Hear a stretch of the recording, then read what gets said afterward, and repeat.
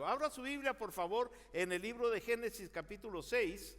Génesis capítulo 6, y vamos a leer 7 versículos, los primeros 7 versículos, y luego vamos a dejarlo abierto porque vamos a leer también el versículo 11 y 12. Al final de la exposición de la palabra, mi hermano Carlos Cárdenas tiene unas palabras que quiere compartir con la iglesia, así que le voy a pedir que ponga atención a lo que el hermano Cárdenas quiere compartir con nosotros también. Génesis capítulo 6, versículos del 1 al 7, pongámonos de pie en respeto a la palabra de Dios y vamos a leer lo que la palabra de Dios dice en Génesis capítulo 6, versículos del 1 al 7. Si usted no trae Biblia, solo levante su mano y uno de nuestros diáconos le llevará una Biblia donde usted se encuentre, y es un regalo que como iglesia queremos darle. Por favor, llévese esta Biblia para su casa, deje su mano levantada y nuestros diáconos van a ir ahí donde usted se encuentra y ellos le van a entregar una Biblia. Así de que con toda confianza, esta Biblia es un regalo que le damos para que se la lleve a su casa y la lea. Dice la palabra de Dios de esta manera, Génesis capítulo 6, del versículo 1 al versículo 7. Dice: aconteció que cuando comenzaron los hombres a multiplicarse sobre la faz de la tierra, les nacieron hijas, que viendo los hijos de Dios que las hijas de los hombres eran hermosas, tomaron para sí mujeres, escogiendo entre todas. Y dijo Jehová: no contenderá mi espíritu con el hombre para siempre, porque ciertamente él es carne, mas serán sus días 120 años. Había gigantes en la tierra en aquellos días, y también después que se llegaron los hijos de Dios a las hijas de los hombres, y les engendraron hijos. Estos fueron los valientes que de la antigüedad fueron varones de renombre. Y vio Jehová que la maldad de los hombres era mucha en la tierra, y que todo designio de los pensamientos del corazón de ellos era de continuo solamente el mal. Y se arrepintió Jehová de haber hecho hombre en la tierra, y le dolió en su corazón. Y dijo Jehová: raeré de sobre la faz de la tierra a los hombres que he creado, desde el hombre hasta la bestia y hasta el reptil y las aves del cielo, pues me arrepiento de haberlos hecho. Vaya conmigo al versículo 11 y 12, que voy a hacer una referencia también de estos versículos. Versículo 11, ahí mismo dice: y se corrompió la tierra delante de Dios, y estaba la tierra llena de violencia. Y el versículo 12 dice: y miró Dios la tierra, y he aquí que estaba corrompida, porque toda carne había corrompido su camino sobre la tierra. Vamos a orar. Padre, háblanos, Señor, a través de tu palabra, por favor. Y Señor, por favor, permite que podamos entender lo que tú quieres que nosotros apliquemos a nuestra vida el día de hoy. En el nombre de Jesús. Amén. Amén. Tome asiento, mi hermano, por favor. Uno de los pasajes más difíciles para predicar es precisamente el pasaje que tomé hoy como base. Hay varias cosas que uno puede, que se batalla mucho para entender. Y a veces no, la Biblia no nos da toda la información que quisiéramos tener. Por ejemplo, dice aquí que Dios se arrepintió. Y es interesante leer eso, que Dios se arrepintió. La segunda cosa que dice este pasaje también es que los hijos de Dios se mezclaron con los hijos de los hombres y nacieron gigantes. Y son pasajes difíciles para poder entender. Le voy a pedir que ponga un poquito de atención en esto que voy a compartir, porque entonces quiero explicar este pasaje desde nuestro punto de vista y cómo podemos nosotros aplicar e interpretar este pasaje aplicando las reglas de interpretación que la Biblia nos enseña que nosotros debemos aplicar. Entonces, con mucho cuidado y con reverencia y respeto voy a tratar de explicar estas preguntas que regularmente surgen en la mayoría de las conversaciones. En primer lugar, ¿cómo es que Dios se puede arrepentir? Es interesante que Dios quiera arrepentirse o que Dios se haya arrepentido. Dice en este versículo 6 algo interesante, dice: y se arrepintió Jehová de haber hecho hombre en la tierra, y le dolió en su corazón. Se arrepintió Jehová, se arrepintió Dios. Es una frase muy interesante. Entonces, si Dios se arrepintió, me gustaría que nos metiéramos, si es posible, les invito para que vayamos y nos metamos un poquito en el corazón de Dios. Vamos a meternos en el corazón de Dios y ver el contexto en el cual la Biblia está escrita en Génesis capítulo 6. En el contexto vemos entonces que alrededor la humanidad se había corrompido. La humanidad estaba en un continuo maldad. La maldad estaba ocurriendo, y si nosotros abrimos una ventana en el corazón de Dios, podemos ver que no estaban sucediendo las cosas en la creación como Dios quería que estuvieran sucediendo y como Dios los había hecho en la creación. Por lo tanto, Dios estaba afligido, Dios estaba dolido y estaba triste porque el hombre se había corrompido, porque el hombre había tomado una dirección equivocada, una dirección contraria al plan que Dios tenía para el hombre. Por lo tanto, eso traía en el corazón de Dios, estaba afligido, dolido y triste Dios por lo que el hombre estaba haciendo. Entonces, hermanos, en este pasaje podemos nosotros ver que nosotros enfatizamos tanto la misericordiosa gracia de Dios, y con razón. Dios es misericordioso y Dios es un Dios de bondad, pero por la otra cara de la moneda podemos ver la santidad y la justicia de Dios. Son dos cosas que podemos poner en una balanza, y voy a explicarlo ahorita un poquito más. Mis hermanos, Dios en este pasaje no necesariamente estaba admitiendo el error de que Él cometió un error al haber hecho la creación. Dios no está arrepintiéndose de lo que Él hizo. Escúcheme, esto es importante que entendamos. Dios no se estaba arrepintiendo de lo que Él hizo. Dios no estaba arrepentido de su creación, sino que Dios estaba realmente triste, estaba dolido y estaba afligido por las decisiones que el hombre que Dios había puesto en su creación estaba tomando. No era una muestra de debilidad de Dios, o no era una muestra de incapacidad para controlar su creación, sino es una muestra de misericordia y de gracia de Dios al poner al hombre y darle al hombre libre albedrío, libertad de tomar sus propias decisiones, sin tener que obligar al hombre a que el hombre hiciera lo que Dios quería que él hiciera. Le dio la libertad de hacerlo, y eso trajo la corrupción a la creación. Entonces Dios estaba afligido por lo que la creación estaba haciendo a su mundo, a su creación. Dios estaba muy afligido por lo que el hombre estaba haciendo a la creación de Dios, y ha llegado a los límites de la misericordia de Dios en este momento, en el contexto del pasaje que acabo de tomar como base. ¿A qué me refiero con eso? Si usted se da cuenta, el domingo pasado hablé sobre la creación de Dios y la importancia que era para Dios el matrimonio y la familia. La familia como la primera institución que Dios había establecido en su creación. Y nosotros vemos entonces que uno de los dolores y una de las aflicciones y de los pesares de Dios en su creación era el daño que las decisiones del hombre estaban ocasionando a lo que él amaba tanto, que es el matrimonio, a lo que él amaba tanto, que era la familia, porque tanto los matrimonios como las familias se estaban corrompiendo.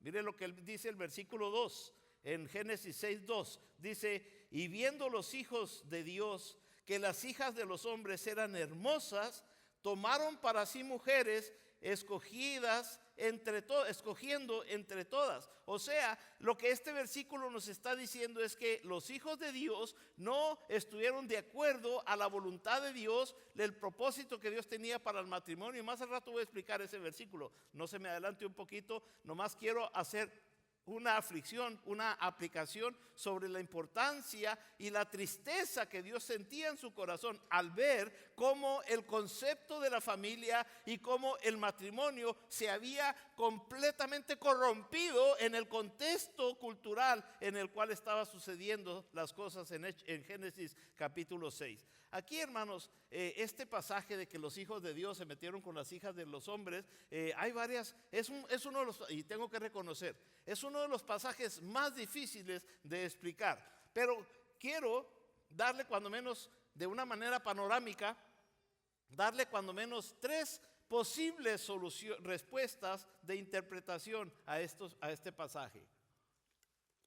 La primera una de las interpretaciones que se dan es que simplemente cuando habla de los hijos de Dios se está refiriéndose a los gobernantes de ese tiempo, y los hijos de los hombres se está refiriendo a la gente gobernada. Esa es una interpretación que algunos teólogos le dan, y es una interpretación un poco liberal, que no tiene no tiene mucha fuerza de aplicación. La segunda interpretación que se le da a este pasaje es que cuando habla de los hijos de Dios se refiere a los ángeles que cayeron, o que Dios asignó esos ángeles aquí a la tierra para que estuvieran cuidando de la creación. Y cuando Satanás trajo a sus ángeles caídos y corrompieron la tierra, y a Adán y a Eva, entonces los ángeles de Dios con los ángeles de Satanás se mezclaron y crearon estos gigantes que habla aquí en este capítulo. Esta es la segunda interpretación que algunos teólogos le dan, y tiene cierta credibilidad, si usted quiere verlo de esa manera de ver. Y mucha gente cree esa forma de interpretar. No hay mucha fuerza teológicamente hablando en otros pasajes de la Biblia que nos guíe a entender que esta es la verdadera o la correcta interpretación. Y la tercera interpretación que la mayoría de los teólogos le dan también a este pasaje difícil es que cuando habla de los hijos de Dios, está hablando del árbol genealógico de Adán y de Eva, o sea, los hijos de Set, su hijo Caín y Abel.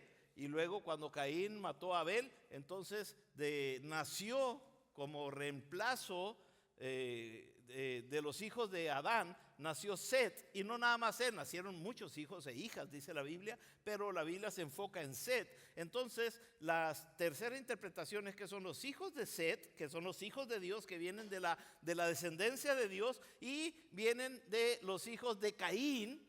Cuando Caín fue lanzado entonces a la tierra, a poblar la tierra, entonces los hijos de Caín vinieron a ser los hijos de los hombres. Aquí entonces se da esa interpretación. ¿Cuál es la correcta?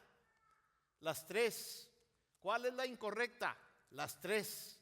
Porque es interpretación y no hay ninguna base bíblica que nos pueda decir esta es la correcta interpretación. Ahora, ¿cuál es la que yo quiero como pastor, la que más abrazo y la que tengo yo más confianza? Creo yo precisamente esta tercera interpretación de que son los hijos de Set y los hijos de Caín, los que de alguna manera u otra, Set representaba el árbol genealógico de Adán y Eva, el plan de Dios para la humanidad, y la descendencia de Caín representaba la rebeldía, representaba el pecado, representaba el asesinato, representaba la sangre. Entonces estas son las dos genealogías, los dos árboles genealógicos que nos pueden ayudar para poder interpretar este pasaje. Pero nomás quise explicar eso así de una manera rápida, porque no estamos ahorita estudiando los pasajes, sino el tema en general del diluvio el día de hoy. Pero regresando originalmente a lo que estoy diciendo, Dios se dolió por la forma en que el matrimonio y la familia estaban siendo corrompidos en esa manera. Independientemente, hermanos, de cómo se interprete este pasaje, el matrimonio y la descendencia de Dios se estaba corrompiendo. El plan original de Dios para poblar la tierra por medio del matrimonio se había ya corrompido en gran manera, y ya se había perdido completamente el propósito que Dios tenía para el matrimonio y para establecer familias sanas, crecientes, bendecidas y fortalecidas. Entonces, ¿cómo puedes creer que a Dios simplemente no le importaba lo que la gente estuviera haciendo? Claro que sí le importaba. Mucha gente piensa en este tiempo que a Dios no le importa lo que yo estoy haciendo, a Dios no le importa lo que yo haga con mi vida, a Dios no le importa lo que yo haga con mi cuerpo, a Dios no le importa lo que yo haga con lo que yo tengo alrededor de mí. Claro que sí le importa. Eso, el amor que Dios tenía precisamente para su creación y para la humanidad, fue lo que movió a Dios a enjuiciar esta generación, porque la generación estaba desviándose del propósito de Dios. Dice la Biblia, hermanos, en el versículo 5, dice de esta manera: y vio Jehová que la maldad, dice la Biblia, que la maldad de los hombres era mucha en la tierra. Dios vio que la maldad era mucha en la tierra. Por lo tanto, hermanos, la maldad había excedido los límites de la naturaleza, según el versículo 5. La maldad había excedido los límites de la decencia. La maldad había excedido los límites de la creación, tanto que el Creador tanto que Dios, el Creador, llegó el momento en que Él dijo, basta. Le dolió, sintió tristeza, sintió pesar y llegó el momento en que dijo, ya basta. Se están desviando de lo que yo quiero para ustedes. Se están desviando del propósito que tengo para ustedes. Varias veces en las Escrituras, hermanos, vemos momentos en que Dios dice, basta. Por ejemplo, el rey Saúl, en 1 Samuel capítulo 15, versículo 11, el rey Saúl se desvió completamente del propósito que Dios tenía para él y para su reino, y bendecirlo a él como rey. Y en el versículo 11 dijo, me pesa haber puesto por rey a Saúl, me duele, porque se ha vuelto de en pos de mí y no ha cumplido mis palabras. Y se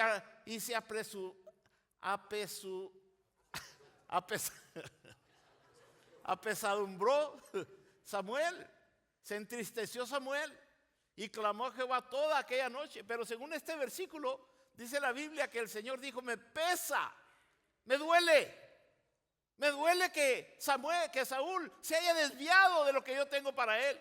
Y llegó el momento en que Dios dijo, basta Saúl, y proveyó a David. A veces ese basta era para una ciudad como Sodoma y Gomorra. Usted conoce la historia de Sodoma y Gomorra. Dice la Biblia que la maldad y el pecado de estas dos ciudades era tanto que llegó el momento en que Dios dijo, basta, basta con agua. Dice la botella, ya basta tanto golpe. Llega el momento en que Dios dijo, basta. Y cayó juicio sobre Sodoma y Gomorra. Hubo un tiempo en que Dios dijo, basta a una nación entera. Miren lo que dice el Salmo 78, versículo 40. El Salmo 78, versículo 40 dice, ¿cuántas veces se rebelaron? ¿Cuántas veces se rebelaron contra él en el desierto? Lo enojaron. Y Dios dijo a esa nación rebelde que estaba en el desierto, basta. Esta vez, en este pasaje de Génesis capítulo 6, Dios llega al mismo momento de hartez. No sé si esa es una palabra mexicana, pero no sé si sea una palabra de hartez. Se hartó, se colmó. Llegó el momento en que el Dios dijo, ya basta con esta creación. Ya no puedo con esta creación. Esta creación se ha ido a hacer lo que ellos quieren. Y cuando eso sucede con Saúl, con el pueblo de Israel, con el pueblo que estaba en el desierto, con Moisés, con Sodoma y Gomorra, cuando Dios dijo basta, ¿es que Dios es injusto entonces? ¿Es Dios injusto al querer quitar a Saúl de ser el rey? ¿Al querer castigar al pueblo por ser rebelde en el desierto? ¿Al querer destruir Sodoma y Gomorra por tanta maldad que había en la ciudad? ¿Es que Dios es injusto de hacer eso? Algunos se ofenden de que Dios destruya a alguien. Algunos dicen, ¿cómo es posible que Dios permita que eso pase? ¿Cómo es posible que Dios suceda? Acabamos de tener un funeral de un ser querido nuestro que amamos mucho. Y alguno tuvo que pensar, ¿cómo es posible que Dios permitió que eso sucediera? ¿Cómo es posible que Dios permitiera que eso pasara? Entonces a veces, mis hermanos, nosotros creemos que Dios debería de hacer algo, que Dios debería dejar vivir y dejar disfrutar a los demás, a pesar de la actitud y las acciones que están tomando. Ese tipo de pensamiento insinúan que esta es una naturaleza cruel y mala de Dios. Insinúan que Dios es cruel, que Dios es malo. Pero la gente no define la justicia desde el punto de vista de Dios. No definimos bien lo que es la justicia, porque cuando nosotros definimos la justicia, regularmente la definimos de acuerdo a lo que nosotros sentimos, a lo que nosotros creemos que es correcto.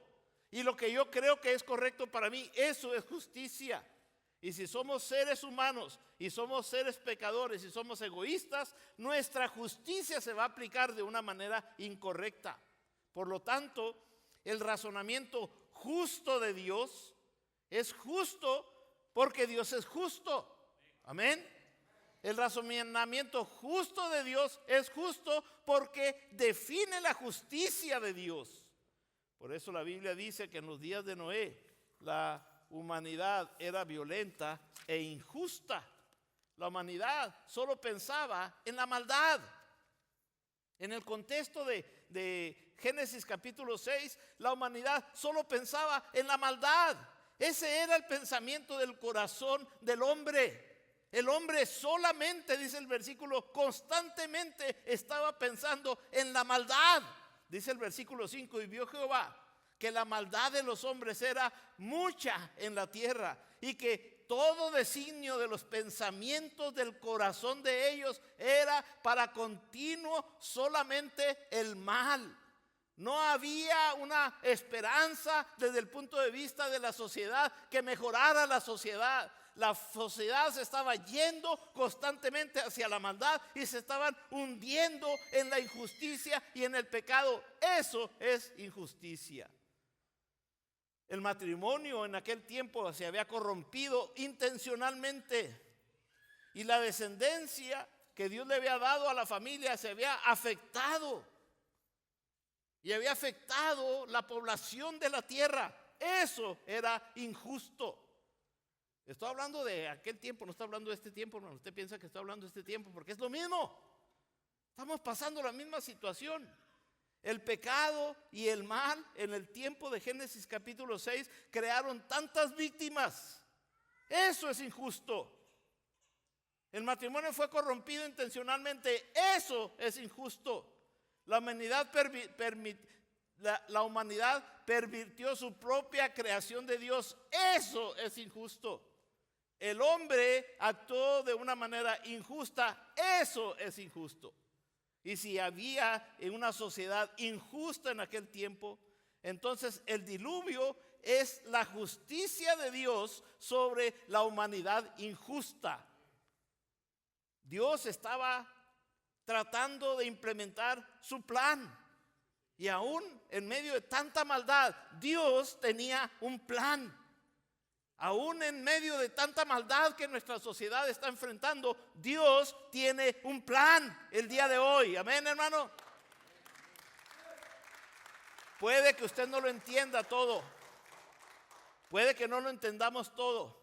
Pero sí podemos ver que Dios tiene sus razones para el diluvio, para lanzar el diluvio, para lanzar ese juicio. Dios tenía un plan, porque Dios era bueno, porque Dios era justo. Y porque dice la Biblia que toda buena dádiva y todo don perfecto proviene de lo alto. Dios desea lo mejor para nosotros. Denle el aplauso fuerte al Rey de Reyes.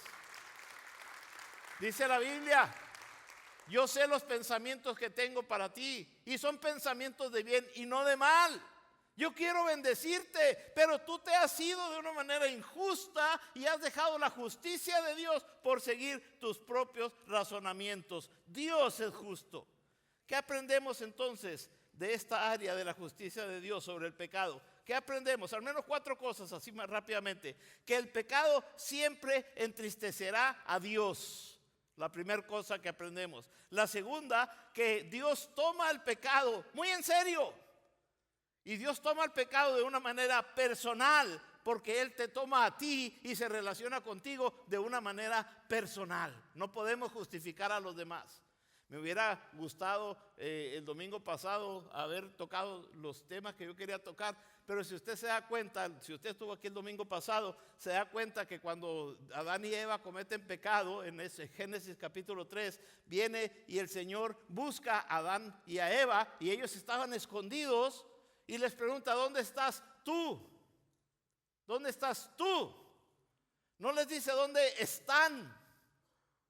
¿Dónde están los Pérez? ¿Dónde están los Gómez? ¿Dónde están los pentecostales? ¿Dónde están los católicos? ¿Dónde están los bautistas? Dios no viene a preguntar por grupo colectivo, por iglesias, por denominaciones o por familias. Dios viene a llamarte a cuentas de una manera personal. Dice la Biblia, ¿dónde estás tú? Dios toma el pecado muy en serio. El pecado te pone en desacuerdo con Dios y te hace que le des la espalda a Dios. Por lo tanto, en cuarto lugar, el pecado nunca es tu amigo. ¿Oyó lo que dije, hermano? No te metas con mi compa, muchos dicen, no te metas con mi amigo. El pecado nunca es tu amigo. La rebelión nunca te va a llevar a ganar. Ese es el tema por el cual Dios se arrepintió. Le dolió, se entristeció. Pero en segundo lugar, vamos a hablar ahora del hombre de Dios. ¿Qué es el plan que Dios tenía? Mire lo que dice el versículo 8. Porque hasta ahorita vemos un panorama muy sombrío, muy triste. Pero ¿qué dice la Biblia? ¿Hay esperanza? Mire lo que es el versículo 8. Pero Noé halló gracia ante los ojos de Jehová. Todos vamos a leer el versículo 8. Ahí está en la pantalla. 1, 2, 3. Pero Noé. No, leyeron bien quedito, hermano. Nada más un traguito le alcanzara al agua. Todos juntos. Dice, pero Noé halló gracia ante los ojos de Jehová. Me encanta este cambio que ocurre del versículo 7 al versículo 8. Porque hasta el versículo 7, los primeros 7 versículos, es un panorama sombrío, triste, de juicio, de castigo, pecador, de malo, de maldad. Y luego la primera palabra del versículo 8, pero. El pero hace una diferencia. El pero tiene algo que transforma y que hay un cambio transformador. Noé encontró gracia. ¿Qué es gracia? Es un favor. Noé encontró favor, encontró gracia. Gracia la encontró Noé en un mundo caótico. Escúcheme, esto es importante. En un mundo de desobediencia, Noé encontró gracia, el favor de Dios. En un mundo desordenado, Noé encontró gracia en un mundo desordenado. En un mundo juzgado y rumbo a la destrucción, Noé encontró el favor y la gracia de Dios. Por pura misericordia, Dios trajo y escogió a Noé. Hay un plan. Ese es un estímulo para nosotros hoy. Es un estímulo para, sale usted y usted se harta de tanta maldad que hay. Niños asesinando a otros niños. En las familias destruyéndose. La familia completamente ya es pecado tener una familia. Va a llegar el momento en que sea pecado tener un esposo y que el esposo tenga una mujer de esposa. Va a llegar el momento en que la maldad va continuamente de mal en peor, que el matrimonio ya va a ser raro que alguien quiera casarse. Miren, les voy a poner un ejemplo. Y no es que les quiera echar, pero tenemos, esto es gratis, hermano. Tenemos preparadas bodas. Las bodas aquí en nuestra iglesia. Y el miércoles pasado fue el último día para que se registraran. ¿Sabe cuántas parejas se registraron, hermanos? Para la boda que vamos a tener en julio. Porque queremos que los amaciatos se conviertan en familias bendecidas por Dios. Déjeme le digo cuántas. Ni una. ¿Estamos contentos así como estamos? Esa es en la sociedad en la que vivimos. No, ¿para qué nos casamos? Un papelito no nos va a unir para nada. Eso es desde el punto de vista humano, pero desde el punto de vista de Dios estableció un matrimonio y bendijo el matrimonio. Y no es un papelito, es la presencia de Dios en la pareja, en la unidad, en el núcleo familiar, para bendecir a la sociedad. Me encanta este cambio, pero Noé halló gracia. ¿Qué es gracia? ¿Qué es gracia? Gracia es el regalo inmerecido de un ser superior a un ser inferior. Es algo que no merezco, que no he hecho nada por recibirlo, pero Dios o el ser superior me ha escogido para ser yo receptor de ese regalo. Esta es la gracia divina. Es un Dios amoroso que misericordiosamente y justamente te buscó a Noé y lo encontró en Noé ese hombre que él quería bendecir, ese hombre fiel. Y la gracia alcanzó a un hombre en medio de un mundo malvado para encontrar a este hombre en ese mundo malvado y bendecirlo si ese hombre quisiera confiar en Dios. Ese hombre se llama Noé. En medio de un mundo malvado y perverso, en medio de un mundo lleno de maldad, Dios encontró un hombre dispuesto a hacer la diferencia. Noé no era perfecto, mis hermanos. Noé no estaba libre de pecado. Noé, mis hermanos, no era una persona completa en absoluto. Pero Noé encontró gracia desde el punto de vista de Dios. Dios encontró a Noé gracia, fe, bendición y le dio gracia a Noé. Miren lo que dice la Biblia en Hebreos capítulo 11, versículo 7 acerca de Noé. Dice la Biblia, pero por la fe Noé, cuando fue advertido por Dios acerca de cosas que aún no se veían, con temor, dice la Biblia, la palabra temor no es de miedo, sino con respeto, con obediencia. Dice la Biblia, con temor preparó el arca en que su casa se salvase. Y sigue diciendo ahí ese mismo versículo 7. ¿Qué nos está diciendo aquí? Tres cosas. Primeramente que había sido advertido. Dice cuando fue advertido. O sea, toda la sociedad fue advertida del juicio que venía y solamente Noé puso atención a lo que Dios le estaba diciendo a la sociedad perversa en la cual la sociedad se encontraba. Pero no únicamente puso atención. Muchas veces nosotros nos vamos con el movimiento de la sociedad y nosotros decimos, no, yo no puedo ser parte de lo que la iglesia está haciendo. ¿Por qué? Porque nadie cree. Y nadie quiere creer y nadie puede creer. Entonces yo mejor prefiero creer o hacer lo que los demás hacen. Miren lo que dice la Biblia aquí, que Noé creyó, Noé escuchó, fue advertido y él escuchó. Y la segunda cosa, dice aquí en el versículo 7, cuando fue advertido por Dios acerca de las cosas que aún no se veían, con temor, dice la Biblia, preparó el arca. O sea, que Noé no únicamente escuchó la palabra de Dios, sino que obedeció a la palabra de Dios. Dígame, hermano.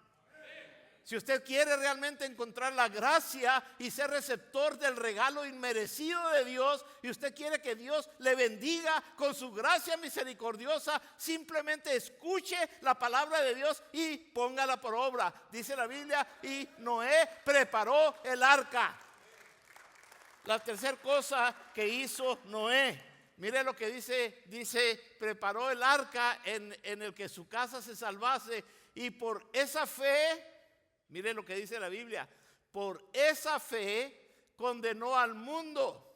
Y luego, mire lo que está diciendo, es impactante lo que un hombre puede hacer cuando decide obedecer al Señor. Dice la última parte, y fue hecho heredero de la justicia que viene por fe. ¿Qué está diciendo eso? Que por la fe de Noé, usted y yo recibimos la misericordia de Dios porque Él hizo que nosotros heredáramos la promesa de la protección del arca que Dios estaba proveyendo por fe en ese momento. Y esa arca esa promesa se aplicaba en dos periodos. En el periodo 150 años después del diluvio, cuando entonces empezó a llover y tenía que haber un arca para salvar al mundo, ese era un prototipo de Jesucristo. Y solamente los que creyeron fueron salvos de la condenación. Solamente los que se subieron a esa arca, que fue Noé y su familia. Pero también esa profecía se aplica al Gólgota, cuando Jesucristo viene, y Jesucristo es el camino, la verdad y la vida. Heredamos ese plan de salvación por la fe. Dice la Biblia que por fe andamos y no por vista. Fe como Noé la tuvo. Creyó en el plan de Dios, creyó en el Dios del plan y creyó que el plan que Dios tenía, que se llama Jesucristo, es la que va a transformar a nuestra sociedad, es la que va a transformar nuestras familias y va a bendecir a Texas en el nombre de Jesucristo. Dios salvó a la humanidad a través de Noé, y a pesar de lo devastador que fue el diluvio, Dios advirtió a la humanidad de que a través de Noé traería un diluvio y salvó a la humanidad a través del mensaje que Noé predicó. ¿Cómo encontrar entonces a Dios en un mundo caótico? 3 cosas, primera, que debemos hacer. Primero, escúchelo a Él. Escuche la advertencia de Dios. Cuando los sonidos del pecado y de la humanidad estén a su alrededor, escuche la voz de Dios en medio de tanto pecado, en medio de tanta maldad. En segundo lugar, obedézcale. Así como Noé obedeció y empezó a hacer el arca. Noé preparó el arca, un acto de gran fe. Créale al Señor. ¿Se imagina usted ese gran barco que le pidió Dios que construyera? ¿Se imagina el ridículo que tuvo que soportar Noé porque nunca llovía en ese tiempo?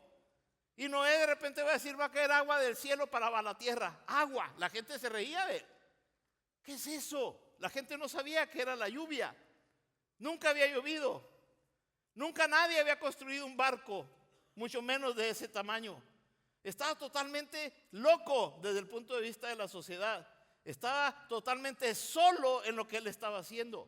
Pero Noé obedeció a Dios. Y hay veces que Dios le va a pedir que usted haga cosas, aún sus familiares, aún sus amigos, aún su esposo, su esposa, aún sus propios hijos, le van a decir, estás loco, estás loca, pero créale a Dios. En tercer lugar, créale a Él. Crea que Dios enviará el juicio prometido. Crea que Él tiene la capacidad y el poder de hacer lo que Él dice que va a hacer. Si Dios dijo que lo va a hacer, Dios lo va a hacer, hermano. Si Dios dice que si no recibes a Cristo, dice la palabra de Dios que la paga del pecado es muerte. Si Dios dice eso, créaselo, créaselo. Dice la palabra de Dios, hermanos, que está establecido para los hombres que mueran una sola vez y después de esto es el juicio. Y si usted, hermano, no cree en el juicio, es mejor empiece a creerle, porque el Dios de la creación cumple su palabra y si Él lo dice, lo va a hacer. Pero hermano, no porque lo quiera condenar, sino porque lo quiere salvar, lo quiere alertar para que usted busque el barco llamado Jesucristo que Él está proveyendo. ¿Puedes encontrar a Dios en medio de este mundo caótico? Entonces, claro que sí, se llama Jesús. Y en tercer lugar,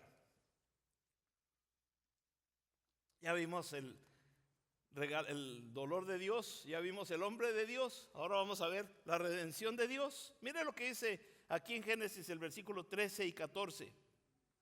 Dice el versículo 13, dijo pues Dios a Noé, he decidido el fin de todo ser, porque la tierra está llena de violencia a causa de ellos, y he aquí que yo los destruiré con la tierra.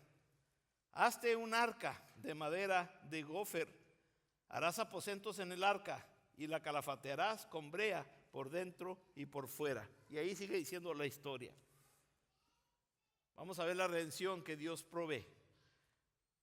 Aquí aparece una estrella de esperanza. Y esa estrella es el arca. Dios tenía un plan. Dios tiene un camino. ¿Cómo es que se salva a unas pocas personas fieles cuando el mundo entero está en su contra? Dios tiene un plan. ¿Cómo es que Dios puede salvarlo a usted, rescatarlo a usted y a su familia en medio de una sociedad tan corrupta? Dios tiene un plan, porque tal forma es inusual de salvar al mundo. Es la forma de Dios de salvar al mundo. El arca, mis hermanos, a menudo se compara con un prototipo o un tipo de Cristo. Por ejemplo, así como el arca fue planeada por Dios, Cristo tenía un plan, y lo vamos a ver la semana que entra, el plan que Dios tenía para salvar al mundo. Y ese plan se llama Jesucristo. Yo soy el camino, la verdad y la vida, dijo Jesucristo, y nadie puede venir al Padre si no es por mí. Así como el arca fue provista por Dios, Dios proveyó a su Hijo. Dice la Biblia, de tal manera amó Dios al mundo que dio a su Hijo unigénito. Dios proveyó de ese plan de salvación que ahora se llama Jesucristo.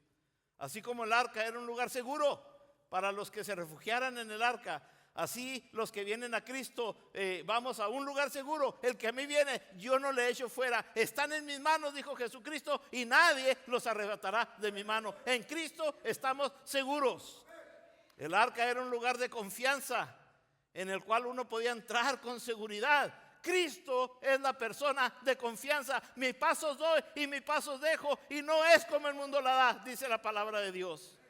El arca tenía una puerta para entrar al arca, solamente una puerta, y Jesucristo dijo: yo soy la puerta, el que por mí entrare será salvo. Gloria a ti, Señor Jesús.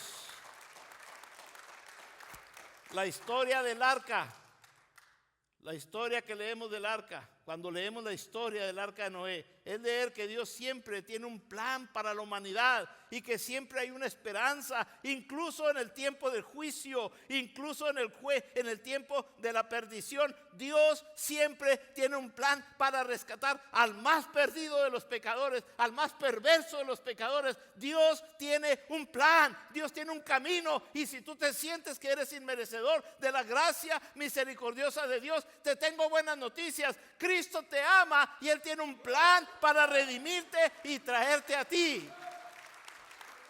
Con cuerdas de amor te atraje, dice la palabra de Dios. Con cuerdas de amor te llamé. Dios tiene un plan. El arca nos recuerda que no se puede encontrar la gracia en un mundo caótico, que incluso en un mundo que se precipita hacia el juicio, no podemos encontrar gracia si no es por la misericordiosa gracia amorosa de Dios, y esa gracia se llama Jesucristo. Amén. Ahora, lo interesante de esto es que Dios es paciente. Dice la Biblia, es paciente para con nosotros.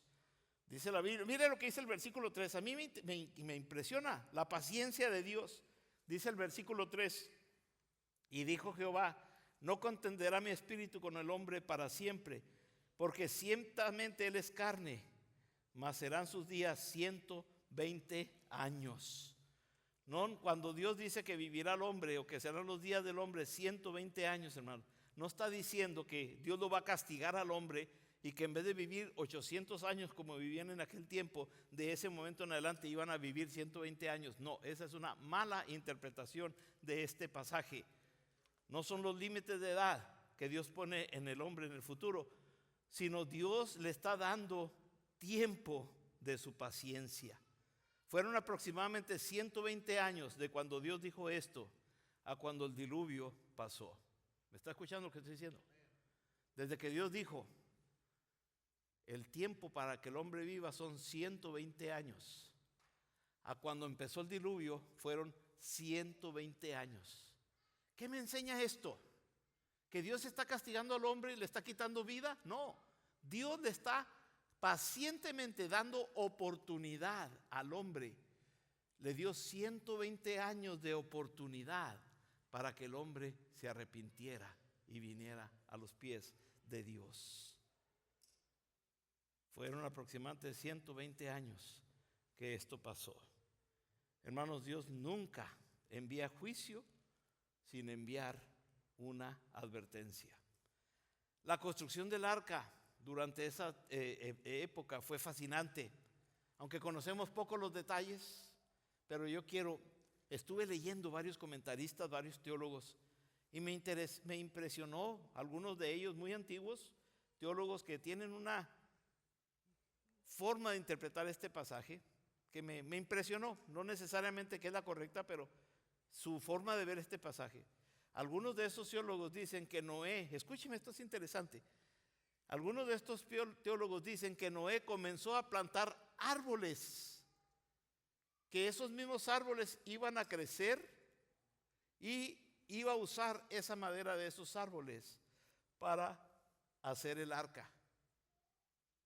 No había Dios le dijo de qué específicamente qué árboles tenía que usar, y Noé empezó desde plantar los árboles, verlos crecer hasta que llegaron a la edad madura, cortar esos árboles porque esa era la madera que Dios iba a necesitar.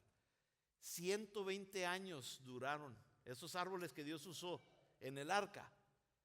La vida de esos árboles a llegar a la edad en que se usen en construcciones como la que Noé usó en el arca, necesita ese árbol vivir 120 años.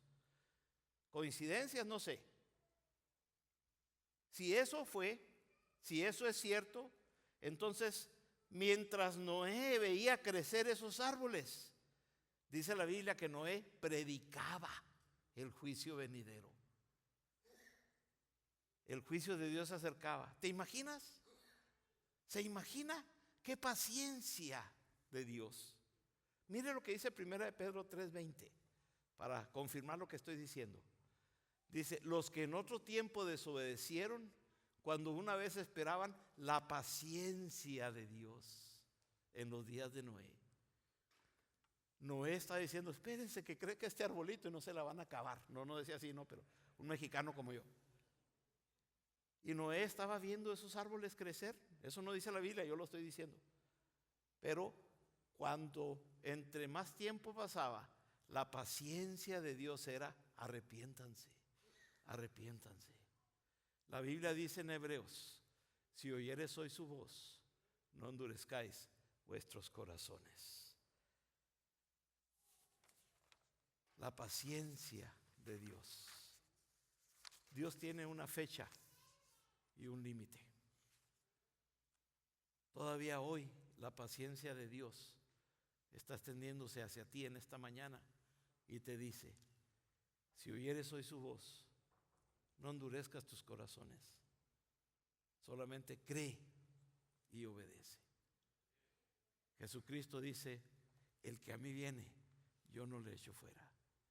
Jesucristo dice, yo soy el camino y la verdad y la vida. ¿Qué esperas? ¿Ser de los que están viendo los acontecimientos y decir, el juicio viene? ¿O ser de los que están diciendo, eso mi abuelita lo ha predicado toda la vida? Se cerró la puerta y después la gente vino y ábrenos, Noé, pero ya la puerta estaba cerrada. Hoy hay misericordia de Dios para ti, gracia de Dios. Dios quiere darte lo que no mereces, que es el perdón de tus pecados y la vida eterna.